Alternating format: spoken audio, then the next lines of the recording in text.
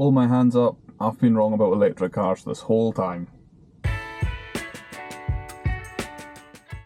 Hello and welcome back to the channel. This one is another one about electric cars. Was I wrong? Have I changed my mind? So the last video I did was on the ID.4 Pro Performance 55 kilowatt hour battery. This week I thought I'd do one ID.4. This one is a 77 kilowatt hour battery, first edition. It comes with a supposed range of 370 miles. Say Volkswagen, but nobody else says that. And if we go into the boot, it's a very large boot in this one. As it's first edition, it comes with this limited edition box. Inside the box, you've got a WeCharge electric card. You get an LED charging cable for your phone, ID stickers, it's a cleaner for the screen, and you also get a pair of ID socks. Also, they give you a high-vis vest, keep you in vision of other drivers once you break down when you run out of range.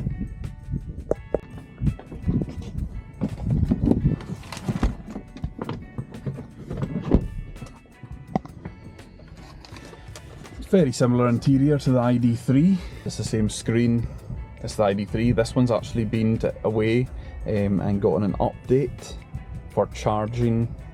And it's got a new software update on the screen as well. So in the ID.4 it didn't show you the battery charge here on the little screen right in front of you. So it is a bit better, a bit handier. The lights are also down on this side, as Volkswagen decided to actually move the switches into a more convenient position. With the ID.4 they're still on this side. That was just to save time and money on moving it over to the right hand side for UK users. Interior on this one, it's actually a nicer interior, nicer finish. As I said, this is the first edition, so a few extras I think with the interior. It's comfier seats, suede and brown leather. I don't think it's actual real leather, it'll be plastic. But yeah, it's pretty comfy. Same buttons on the steering wheel, haptic feedback buttons, and it also comes with a first edition badge down here. Plenty of legroom and headroom in the back seats of this one. So in the last video I did of electric cars, to be honest, I just jumped in the car, thought I'd do an honest review of what I thought about electric cars. But I got a few comments saying I didn't know what I was talking about, but I've done a little bit more research on the whole electric car thing, and it's just led me to the same conclusion. I've had a few messages telling me that an electric car is far greener for the environment than a petrol or diesel car, as in the last one I said, is it really so much better for the environment? So I've dug a little deeper, that when they make an electric car, it releases roughly the same amount of CO2 as a petrol or diesel car would when they manufacture it, but then you've also got to factor in on top of that the CO2 needed to produce the battery. Rough estimates suggest roughly 150 kilos of CO2 are released in the atmosphere for every 1 kilowatt hour of battery capacity. So if you have a 60 kilowatt hour battery, roughly that's going to produce 9 tons of CO2 into the atmosphere. When you charge, you're only as green as your power source. You can produce your electricity from windmills or from solar panels on your roof. That will be a lot greener than petrol or diesel. Did you know that in 1973, 38% of the world's electricity was produced from coal? Do you know what it is today? 35%. We've not come on leaps and bounds like they all try to tell us. Home charging, that would be what everyone would want. You get home, you plug your car in, you get up to work in the morning and it's ready to go. But did you know only 44% of homes in the UK would be able to do home charging? This is due to living in flats, built-up residential areas. If you can't charge at home or you can't charge at work, you will have to use the public chargers. PodPoint as an example. Now, we have a few PodPoint chargers here in Orkney. There's one at the supermarket Lidl's, and there's also a few at the other supermarket Tesco's. I've never used the ones at Tesco's, but I've used the ones at Lidl's before. I can tell you right now, it's an absolute faff to use the PodPoint app. You have to sign in, make an account. If you don't make an account, you can do it there and then, but they will take £30 deposit off your credit card first. They will then take off the amount of electricity you've used to charge your car. So the last time I charged the ID.4 there, it took £30 off my account as a deposit. It then took £27 to charge the car from 20 to 80%. It then took a matter of 2 or 3 weeks to return the £30. So at one point they had £57 off my card. They then refunded me the £30 weeks later, and eventually it cost £27 to charge the car. It's that cheap? Don't think so. So you add the weight, you add the torque of the vehicles, and that just means tyres. This thing eats tyres. And it also costs an absolute fortune to get tyres for this. The longer you have your electric car, the more battery degradation your car is going to have. Just exactly the same as your iPhone. When you first get a brand new iPhone, the battery on it is great. Then, after so many years, the battery doesn't hold as much as what it did when you bought it brand new.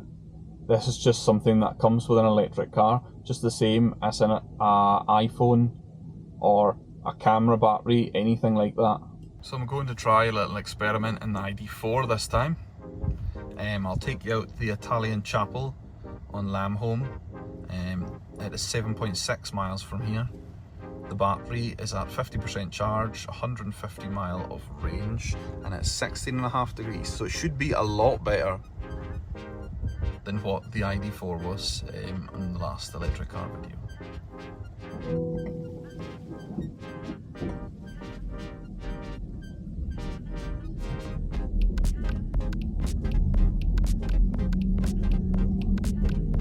So again, we've had this ID.4 since it was brand new. It's now 3 years old.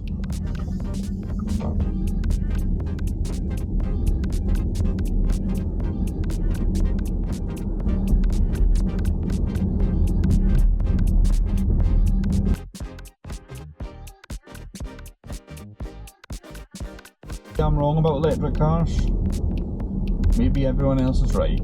I've had so many comments and messages since I made the video on the ID.3 telling me I'm completely wrong and that electric cars are definitely the way to go, and also saying that it is called a GOM, a guessometer, on the speedo here, and Volkswagen are poorer than Kia and Hyundai.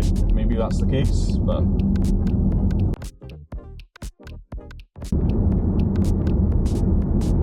I was also told in one of the comments that it was my terrible driving, that's why the range was so poor, and that I should probably adjust my driving to the way of an electric car to get more range. But why am I going to restrict myself to that? I always thought I was quite a good driver, but maybe I'm not.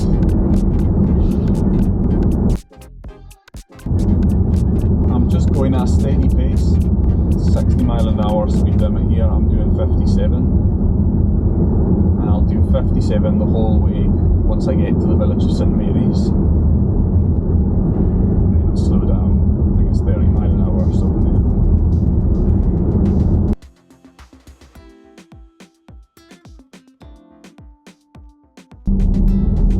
Just to make you aware, I've also got all the air conditioning switched off.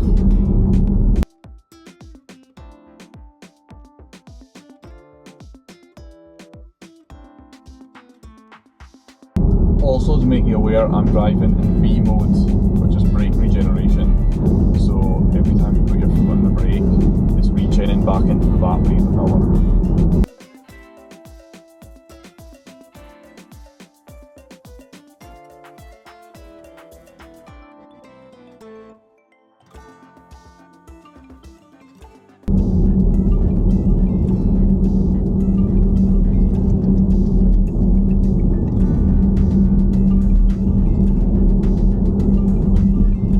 we're just coming up to the first of the Churchill barriers. If you don't know what the Churchill barriers are, they were built in World War II to stop German boats getting into Scapa Flow. My granddad actually helped build the Churchill barriers. He left the school when he was 12 years old and to be T-boy, and worked his way up to be the locomotive driver when it was dumping all the stone at the end of the barriers.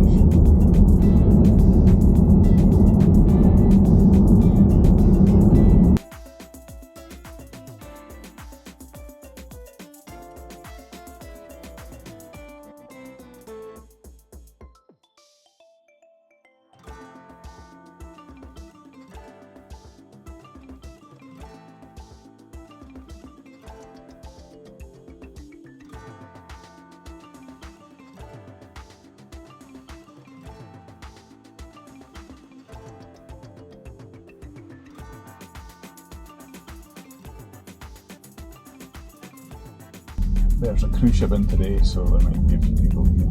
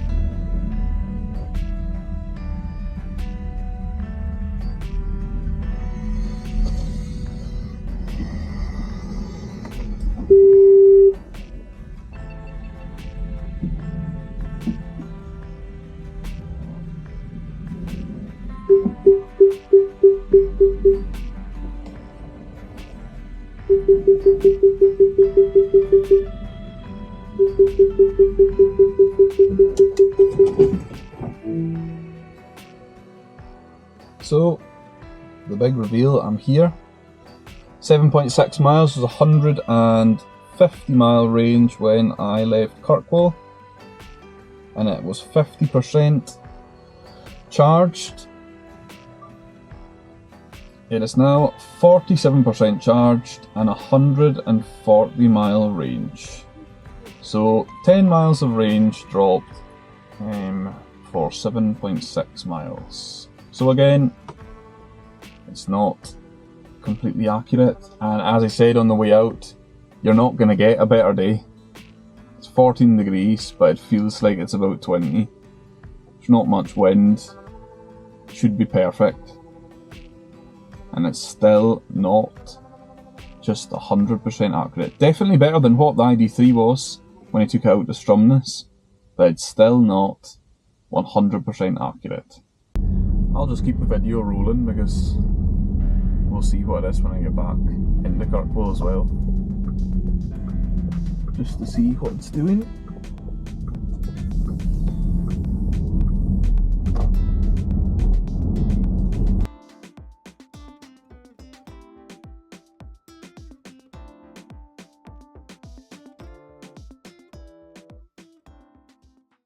So, hold my hands up, I've been wrong about electric cars this whole time. When we left the Italian chapel, I had 140 mile range and 47% battery. Back here, I'm at 44% battery capacity and I'm at 133 miles. So, that's pretty accurate considering I left there with 140 miles to get back. It was 7.4 miles and it's 133. So, I'm very sorry Volkswagen, I'm very sorry the electric car fraternity.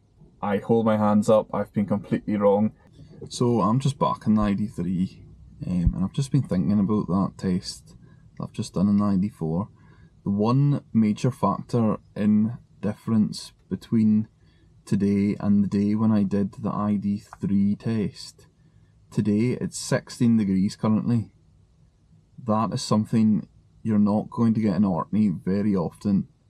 The day when I did the ID3 test, it was 6.5 degrees in Stainess on my way out to Stromness.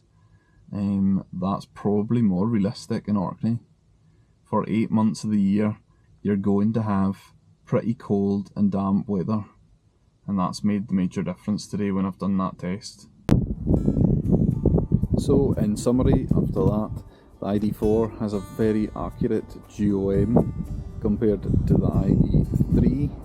If you enjoyed this video, please give us a like and also subscribe to the channel. Goodbye.